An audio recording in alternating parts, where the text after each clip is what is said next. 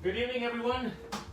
We're back with another session of In Conversation, and today it's with Martin Eber, become a very good friend of ours and here at Dram Good Stuff, and personally as well.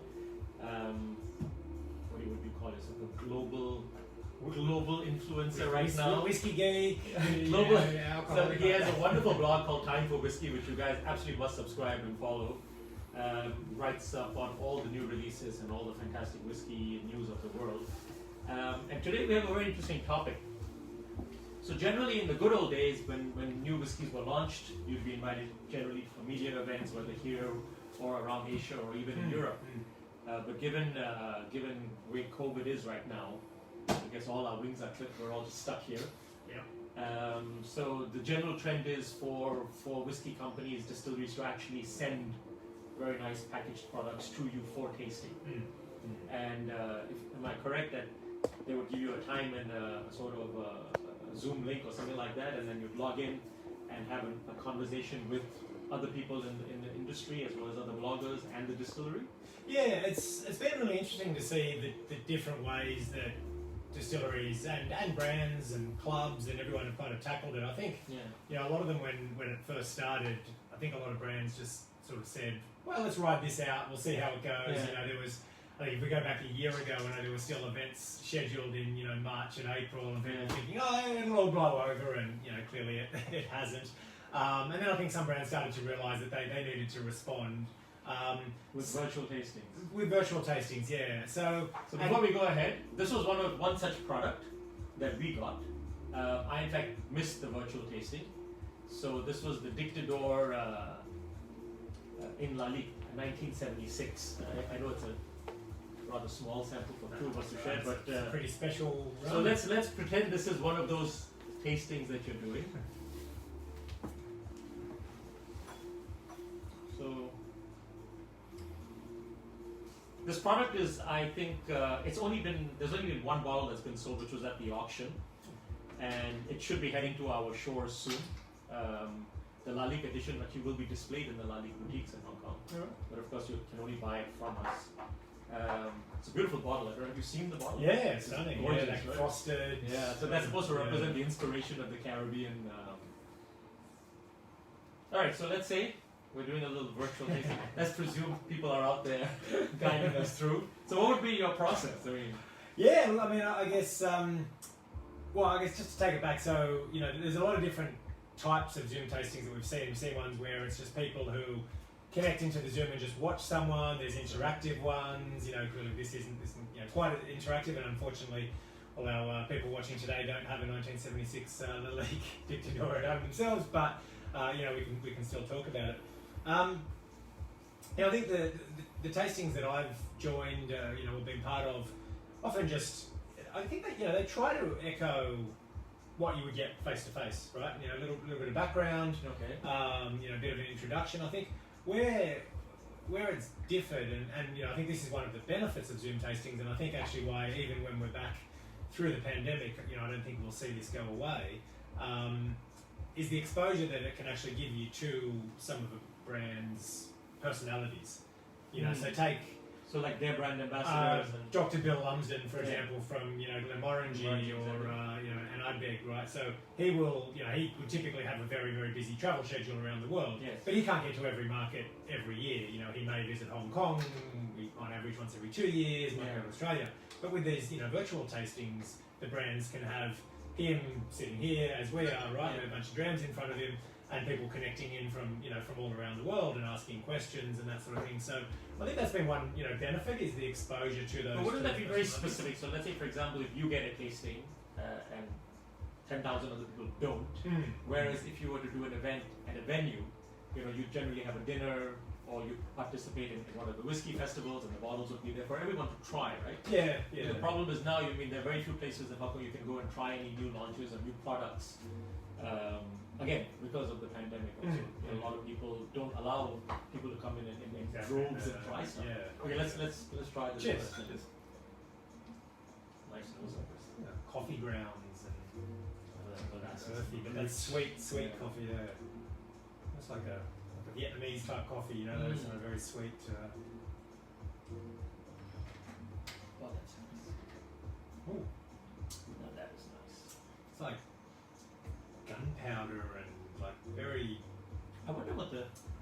alcohol on interesting. this. So I that's think it's not- about 43%, if Okay. I remember correctly in the notes.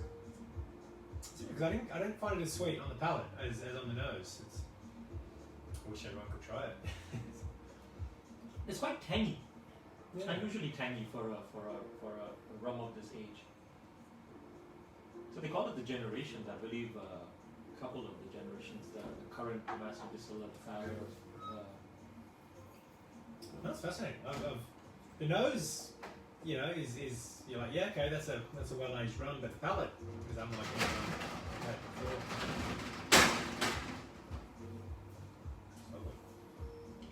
But yeah, so to answer your question, you know, I think there's different formats that brands might choose. Some of them might say, take Thompson Brothers for example. Yeah. I can see got one right there. Yeah. You know, they will have a ballot where they'll say we've got 50 places, we have 50 kits with, you know, little 25 ml drams. You know, it's 100 pounds or something, and you know, 50 people will get those kits. They get sent out, and then they join the Zoom. And 50 is a manageable number. You know, it's not too many people. You know, others might be something that's maybe a little bit more common. You know, buy a bottle and join this Zoom, and it's a bit less interactive in the sense that you don't get to speak, but you get to watch. You get to watch. And so, you know, you could have 10,000 people join that one because it's more of just a live stream, sort of similar. So let's say you've tasted something, you've liked it, or you know you're going to comment on it in your blog. Do you see the blog interaction increasing of late, and do you think that translates to sales for the actual retailers of the product? I do, yeah, not just through the blog, but especially social media as well. Okay. You know, I find a lot more activity, a lot more interaction, a lot more, you know, commenting and that sort of thing on Instagram especially, but you know, Facebook too. And I think, you know, what's driving a lot of that, and you know, I'd be keen to hear your thoughts on this, Cam, but you know, I think overall the whiskey industry, you know, suffered to a degree last year because from a volume perspective, you know, a lot of the bars obviously were closed. You know, here in Hong Kong we were relatively lucky compared to other parts of the world, but you know, in some parts you know, months and months and months bars have been closed. And so those, you know, your 12-year-olds, your more standard kind of drams you find at the bar, that market's just not been there. But I think on the flip side, at least from people that I speak to, the money that people aren't spending in bars on those sort of drinks, they're perhaps putting into more higher end bottles. Yeah, for me. Yeah. You have a few high end bottles here. Would you say, you know, you've seen that? Yeah, for sure. I think people are not traveling, they're not spending money on their suits because, I mean, I'm sure even in their Zoom, they're probably wearing the pajamas and a jacket on the top. So I know people in the industry who are in fashion and all, their sales are all down. But people are not buying clothes, they're not traveling. So where do they spend their money on? It's actually gone into a lot of collectible items. So I know a lot of people are buying watches. Don't say a thing. Really? I don't know anyone who's bought any watches. and high-end collectible whiskey. So in fact, we've been doing a lot of high-end whiskey tastings, where people say, you know what, markets are up. You know, the stock market has been doing well. Bitcoin is up. We have all this money. We don't know what to spend. Spend it on. So let's open some really nice bottles and let's translate all that liquidity into experience. So I mean, it's been good for us. We're selling better product, and we actually do have bottles for people to come and taste. And you know, we have a lot of brand ambassadors that come in. But again, we're limited. So let's say the brand ambassador. Like I remember, remember when we first started. You were here and we did it with Patricia, and we had 2-3 other guests, and we had a round table with 4 or 5 people. Now we're limited just with the 2 of us. So even when people want to do tastings, whether it's private banks or private clients, you know, we try to limit it so that we have the adequate amount of space. So everything in that arena is limited. But the good thing is it does translate. I mean, those who do come have a genuine interest in the product. And it does translate, so like they may try like a 12-year-old, a 15-year-old, 21-year-old, but then they're happy to go and buy a 30-year-old. Because they've already tried up to the 21-year-old, they didn't buy the 30-year-old. We have Macallan fans who used to buy a lot of 18s, and now they're looking at, you know, number 6 London decanters, they're looking at M decanters, they want to try better stuff. So it has translated into a higher experimentation level for higher end products. Okay, let's keep drinking. It's interesting you mentioned the smaller format events, because that's definitely a trend I've seen, probably more towards the end of last year and beginning of this year, from my friends in Edrington especially. Yeah. So I'm actually going this week to an Edrington event, and I mean, you know what these events used to be like, right? They would be the big parties or the Yeah. big dinners. You know, you'd have 300 people, everyone's having a great time with cocktails. Now you get the So how are they invitation. formatting it for people Yeah, like so, you? so for media, especially what they're doing now is they're saying, right, we've got 2 days. The event runs from 9 to 6, but you pick your 1 hour slot, Okay. and it's 4 people per slot.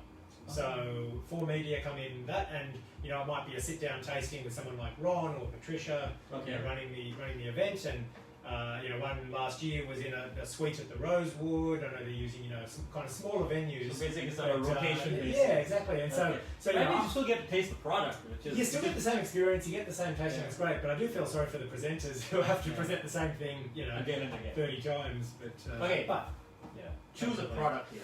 We got to keep drinking. I'm gonna go blind. Yeah. 'Cause I can't So see this the was labels. something we did, I think, over Christmas. We had these tasting sets. So one was a sherry tasting set, one was an. You got a ball.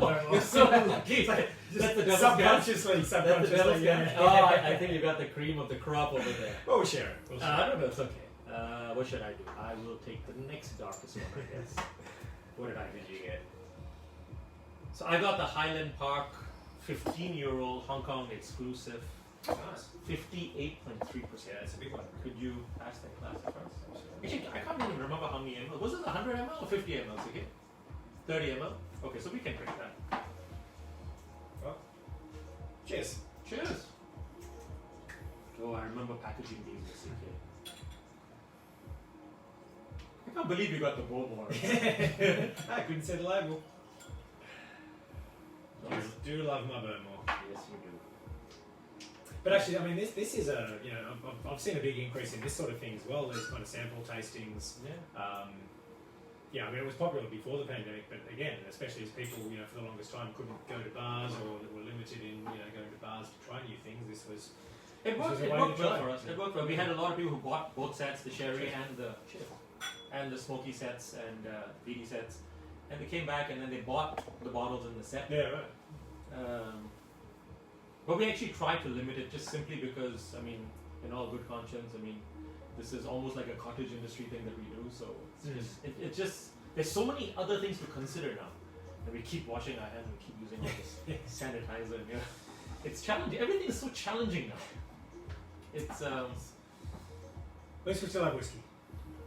so okay. So now you're going for the Highland Park event. Yes. That's coming up. Yeah. It's the launch of the 50. I'm pretty certain we're not going to taste the 50 because I think there's only a very few people in Hong Kong that are going to I'm do that. planning on saving you a tiny sample. You're too kind. You're too kind. Yeah. So we actually have the bottle here. Oh, cool. So I'll take it across for our event. So I'll save you a wee bit. I won't just leave the bottle for you to smell like any last time. But actually, that's I guess another thing that we've seen that's a bit different. So Edrington again, I guess they used to do a lot of the events here. Yeah. You've seen it, but their space in K11, I think they've just changed it. To the new one. It's now the Asian event. Is that open to the public yet? I think not I yet. got open today. Oh, well, we've got a media walkthrough tomorrow. Okay. Again, 4 people at a time. But I think I'm not sure if it's open to the public yet or not. But So this is the exact location of the old red, the prior red collection. Yeah. Wow, this should be fun. I had a field of barley in there. Really? Yeah, it looks pretty cool. So I actually saw Patricia's post. I mean, she has posted, but I actually purposely didn't go through it because I actually want to go and No, do the experience. I did because Oh, I you was did? just like, I want to see it. I want to see it. And I was like, now I've spoiled it. I should have just waited. Okay. So do you know what you're drinking tomorrow? No. No. We'll find out. But yeah, I mean, look, it's good to see brands responding, right? I mean, Okay, so now I want to pick your brain on another topic. So 2 weeks ago we had Gareth here talking about his experiences with his private casks, primarily through Diageo's cask of distinctions. You have a cask or two? I had one. One? Well, it's now empty actually because I just got some photos of it being decanted Oh, yeah? yesterday. Yeah, Okay. So and I think you did it directly through the distillery. Yeah, so mine was a little bit different to the usual model. Yeah, so walk us through. I'm really interested to know, and I want the public to know what are the different types of experiences they can expect when the concept comes up or the thought comes up. I want to buy a cask. So since you've gone through the process, It's I think it's a it's a timely topic because I mean, all you have to do is go on Facebook these days and you just get bombarded with ads on cask investment, buy a cask, and unfortunately, there's a lot of people taking advantage of people. You've really got the full gamut from you buy a cask and that's it, and you have to arrange everything, right through to what I call the kind of turnkey casks, where you just pay an upfront fee, and then eventually you end up with bottles shipped to your front door. So I'll start with that one because that's what I did. It was an Australian distillery called Archie Rose, so it's a Sydney distillery, and they had a program. They have a program called the Tailored Cask Program, and you can basically choose the size of cask, 20, 50 or 100 litre. Okay. You can choose how the cask is seasoned, ex-bourbon, ex-sherry, ex-port. You can choose the peated level of your new make spirit. Nice. And then, basically it's actually very cool. So they have this really cool bar there with like 400 whiskies, and you sit in these big mash tuns, and it's really, really cool. And there's a wall that separates the distillery from the bar, and that wall is made up of all of these tailored casks. Nice. So you're sitting there in the bar, and your cask is like maturing away up there. So you did this in person? I'm presuming you did this obviously I did. Well, so I did prior to the pandemic? Or? Yeah, so it started prior to the pandemic. I did it all online. Okay. And then when a couple of months later, I was in Sydney, I went and visited the cask. They kind of get up on a ladder and take out a little sample. Oh, that's so cool. And everything. But yeah, so that was basically an upfront payment. Nice. It covered the cask, the spirit, the insurance, the maturation. Now it's been decanted. They bottle it, they label it. I'm actually getting a friend who's an artist and done some whiskey labels to do a custom label for it, which would be pretty cool. They stick it all in crates. You get a really cool little wooden crate and everything. So this is a single malt whiskey. Single malt, yeah. They also do a rye, but I chose single malt. Single malt. Okay. Yeah. So and what's so cool too is is bottles shipped to Hong Kong? well. So the thing is, I only went with a 20 litre cask. Okay. So I think I ended up with 13 litres after. Oh wow, really? Yeah. What was it? 2 Bit of years? angel Is share. that? Sorry, 20 litre. No, but how many years? 2.5. 2.5 years. Which is legally whiskey in Australia. That's a huge. It's a lot of angel share, yeah. Unfortunately, it's just the climate and the temperature. But they bottle into 700ml, but you can also get some as 200ml bottles. So because I want to give some away to people, obviously yourself and others. That makes sense, actually. So yeah. I'm going to get a lot done as 200ml, and maybe only 10 or so as 700ml bottles. That reminds me of the new Brora that they're doing, the set of three, The 30,000 pound, 500 500 ml. 500 ml. A lot of people are bottling in smaller sizes. But so that's one end of the spectrum, Yeah. and obviously not everyone does that, and that's more. I'd say that's more of a New World whiskey distillery thing. Okay. You'll see that from some of the Australian distilleries, some of the newer, Scottish and European distilleries. At the other end of the spectrum, you've got you buy a cask and you handle everything. You find somewhere to put it. You have to handle the tax and the bottling and everything else, and that carries a lot of risk because you actually need, in the UK at least, you need to be licensed to do that. Have you ever done anything that way? No. I've always been close to doing it, and then I've held off, and I kicked myself. It wasn't that long ago that Glengoyne, right? I think you did have some Glengoyne. We're selling casks directly from the distillery for not that much money. Yeah. And you can buy a first fill sherry butt from Glengoyne direct from the distillery for a few £1,000s or something. Unfortunately, most established Scottish distilleries aren't really doing that anymore. But there are brokers. There are some good brokers out there. But I'm working on a cask dinner from a big distillery to get cask samples into Hong Kong through the distillery, through the authorized distributor. Do a dinner, try some cask samples, and give everybody that experience of not working with a broker, but directly with the authorized distributor of the cask all the way through. But let's see how it works out. But I think nobody's done that in Hong Kong before. No, I don't think so. I know there's some companies looking at kind of establishing themselves here, but typically it's not that format. It's kind of we'll send you a few samples or you can try these. But this will be directly with the distillery people. So it'll kind of be like how we do it with Diageo in Singapore, but done in Hong Kong. Because at the end of the day,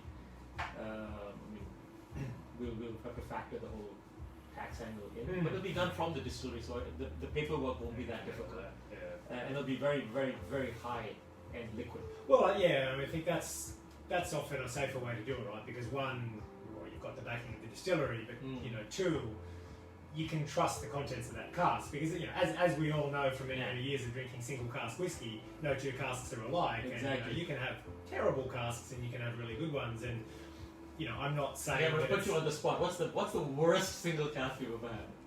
Oh. I don't have that much experience of drinking single cask samples, so I'm actually gonna let myself off the hook on this one. But That is putting me on the spot. Can I come back to you? Sure. Let me think about it. Sure, why not? How many posts have you done in your blog now? I think we're just over the 5. Well, no, we're I think close to the 600 mark. 600 mark. Yeah. And I believe you have special bottles for each centenary. Yeah, so for each tasting post, for like the 100, 200, 300, etc. we So you're approaching 600 soon. So 600 posts overall. I think we're at about 400 and something tasting posts. Okay. Yeah, so or 500. No, 500 something. Do you remember each of the specific 100th? tasting? One was a 50-year-old Balvenie. Alright. One of the 2014 releases. No. Nerd fact: there were 2 releases that year. There was a heavily sherried one and a less sherried one. It was the less sherried one. Okay. Very nice whiskey. I'm sure. One. I have a feeling that's probably the better of the two because I've tried I've heard very that heavily it was, sherried Balvenies and they're a bit much. Yeah. One was a 65-year-old Macallan in La Ligue, the sixth pillar. I'm certainly not liking you so much. One was a 70-year-old Glen Grant, Yes. from memory. Yes. Yeah, there've been some special grants. Special ones, Yeah, nice. yeah. It's good fun. Sometimes, I can't wait for that special milestone because, it's like, I just posted number 428 or 528, I think, and it was a 67-year-old Glen Grant from Gordon MacPhail. That's the one that just came in? Yeah, the new Mr. George Legacy. Very good. Very good? Very good, yeah. First fill sherry butt, 67 years old, and still 59.4% alcohol. And not sulfured, not overly tannic. Nice. Just great. Big sherry, but Must be. clean, good. Are the bottles, are they sending bottles to Hong Kong? I think they usually do. Yeah? Yeah, Okay. a few. Maybe I keep an eye out for those. Yeah. So what else? How else do you think companies like these distilleries, what else can they do to sort of bring back the general retail public? Because I feel like all of duty free is now closed. Yeah. I know there are a lot of companies, even in Hong Kong, that are now starting to sell traditionally duty free products. Well, yeah, otherwise in stuck with that inventory. Yes, and- exactly. So they can't move the product at the airports. They're bringing it in, using it a lot for PR events. What do you see as the future of retailing for these companies? Yeah, look, I think that's one. I think another that I'm starting to see a bit more of is just market-specific releases. Now historically, as you say, that has been duty-free, but it doesn't, or travel retail, but it doesn't need to be. Going back to Edrington, they are big in the Hong Kong market, but they do the Highland Park, Hong Kong edition single casks. Yes. Right? That's one. I know Aberlour, I think, have just released a few special casks for the US market. Really? But I think that's always interesting. I was never a big drinker of that. And then recently, I think somebody sent us, was it €16? Oh yeah. And I haven't tried that one actually. you? It's I was super impressed. Yeah. Oh, it's good whiskey, especially the old Abunas. We have some of those as well, right? But this was so it's interesting because we are trying to expand and we are trying to introduce different stuff and so Yeah. But yeah, so I think look, that's one thing. I think. But yeah, thank you. Yeah, people love to feel special, right? To make you feel special now, Yeah. if you can do that with a special release just for that particular market, obviously not every market can support that, but I think that helps. You maybe do some kind of virtual event to help launch that, or have. I'm gonna put you on the spot again. Go for it. I still haven't thought about the worst cast, by the way. So this age of anecdotes, thoughts. Oh look, I mean, Choose another one first. It's I'll go blind again. So I keep taking the alternate one to whatever you take. G&M 18-year-old 2001 Kalila. I'm picking all the winners today. Well, that's a Talisker 8-year-old. Now we're choose again. Which one though? 20 special releases? 2020. 2020. Okay. But that's going That to was be not bad. That's going to be very The earlier strong. special releases was very, very good. Well, I've never tried this. 9-year teaspoon blended. Williams. Oh, Williamson. So that's on a Freud. Would you like? No, you tried? I've still got the Bowmore and I'll try that. Sorry, the question. Thoughts on the new Ages of release? Anakin. Look, I think it's just continuing a very long-standing trend between McAllen and Sir Peter Blake. You know, going back to the old Private Eye and that little miniature collection that they did. So you know, there's certainly some history there. Look, personally, the labels themselves I think are a bit out there, but I guess that's his style, right? I think. You know, I love the one with Sarah though. I think the one with her holding that. I thought that's just. I mean, that's gonna be part of. I mean, she's emblazed on that for forever. Yeah, It's fantastic. What a great label they're on. I think when they first came out, people were like, "Is this legitimate? Are these real, labels or not?" But hey, they've got everyone 1926, talking. right? And, I think it's a 1926 whiskey. no, 67 years old, isn't it? I don't know. I think it's a 1926. 26, okay. Yeah, I think. I could be wrong. I haven't gone for the events yet. Yeah. I'm sure you'll get to try. And I try not to over research until everything's presented. You know, so That's what I do. But no, look, I mean, I think it's it's an interesting series. I think they followed the recent model where they've got a no age statement, which is a bit more accessible. You know, a few more people can get it, and you get to, I guess, So that's be the one part that they of that. launched as a ballot. and And, with a nice big box and the fancy 750 pounds, I believe, was the original. something like that. Yeah. Any idea what they're flipping for these days? No, but you can probably guess 2 or 3 times that. And this is McAllen after all. Crazy. But I think the tasting should be fun when you go. Yeah. I'm not sure what we'll be trying, but it should be fun. So if you were to, once travel opens and you were to head to Japan. for whiskey, It's just the greatest place in the world to drink whiskey. I didn't even finish the question. I know where you were going. I assume that was the question. Japan. It is just the greatest place in the world to drink whiskey. You know, these are the little hidden bars in any given Japanese city that you walk in. You know, you build up a bit of rapport with the bartender, and next thing you know, he's pulling out a 18-year-old something that was bottled in the 70s. Oh. You know, that it probably costs 200 Hong Kong dollars a dram or something, and it's just repeat.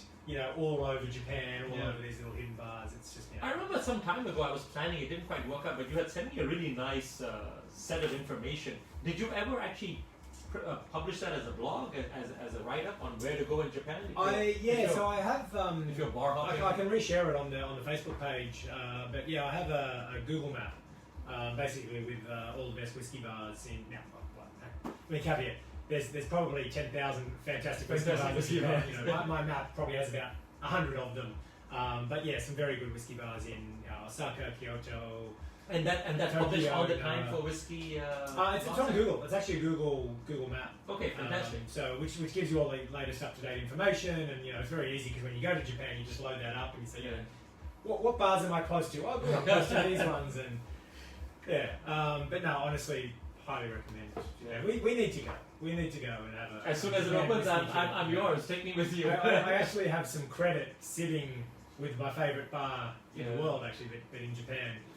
Because when they closed down for months on end and they were doing like a voucher system, I'll prepay a voucher, when we can eventually go. So that's fantastic. we need to go and drink that. I'll probably head to Singapore and go visit our friends at the. You get treated quite well in Singapore from a whiskey perspective. Yeah, there's some nice bar people that we've become good friends with. It's a great whiskey. Some other industry sort of affiliates that we've become close to. And it's good. We have really close ties with the Archer people there. So and they make good whiskey. And their stock price is up, so that's good. It's a win-win situation. Well, fingers crossed on that bubble. Yeah. Any other ending thoughts?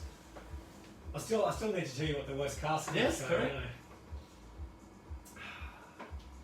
Okay, I have tried, and I'm not going to name bottlers or anyone, but you know me, I love Bowmore, right? Like, yes. Even like subconsciously, I went for the Bowmore here, And people complain about the 80s Bowmores being a bit soapy, violets, potpourri, all of that.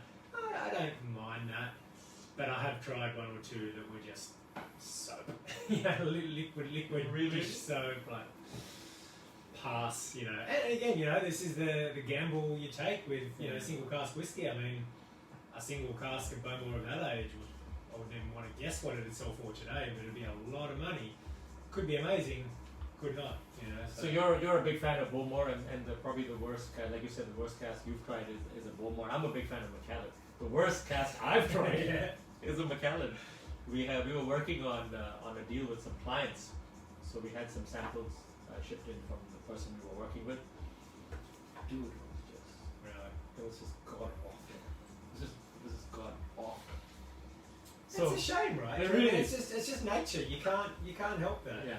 But, I mean, of course, there's nothing wrong with the brand, but that's exactly that's the whole point. Like when you're buying a cask, you're buying a little capsule, a specific touch of Macallan, and we don't know what the weather was like, what happened to the wood, what was anything could have gone wrong. Yeah.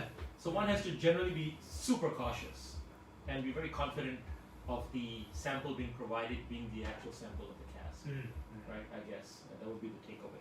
And even, I mean, the time between when that sample is taken, when the cask is bottled, if that's a year, well, that could change a lot significantly in that year. I remember we were at Balvenie once, and Ian Miller had taken out these, I think it was 5 or 6. So people take out cask samples like this, right? And he took out bottles. Yeah. 6 bottles of 700 ml or 750 ml. Full bottles. Well, this really dark liquid. And he said, I had a lot of stuff to do. And we'd gone for breakfast. And then we just had lunch. And we did the distillery tour. And he said, stay for dinner. I'll be back in about 3 hours. I'll leave these with you. And I was like... But, I mean, there are certain cask samples that are, I mean, they're just... blazed into my memory, and I'd never forget those bottles. But of course, 3 million pound casks. Yeah, it's funny. Tastes good. It's funny you mentioned Balvenie actually, because way back, like I'd say before the current trend of craziness in whiskey prices, or when it was maybe just starting, about 2012, in Sydney, Balvenie held a dinner, and Sam Simmons at the time, who was the global brand ambassador, came out, and the 12 and the 17, or 17 actually wasn't released at the time. 21 and the 30, and he goes, just a few days before I left Scotland, I asked David Stewart just to pull out a sample of something, and same sort of thing. The sample is like a 700ml bottle, and it was a 40-year-old ex-sherry single cask Balvenie, and it was fantastic. It's crazy stuff. They're old cask samples of the sherry. It's just, I mean, it's dark. It's like almost opaque. But what I love about cask samples is like that bottle is a point in time, because you take it on Monday, that cask has changed on Tuesday. Exactly. Maybe a minor amount, but that bottle is a single capsule of what that whiskey tasted like. I remember in the 50s, 60s, and 70s, they used to do those tank capsules. We would bury them on the ground. And nobody put whiskey in the damn tank. They did. They'd be very wealthy today. Martin, thank you. It's been an absolute pleasure. No, likewise. We have 2 more to go through, guys. I hope you enjoyed timeforwhiskey.com. Right? Check him out. Fantastic reviews, fantastic write-ups. He is truly one of the most well-informed people in Hong Kong about all things whiskey. Thank you very much, Thank you very much, everyone. Good night. Cheers. Good night. Cheers.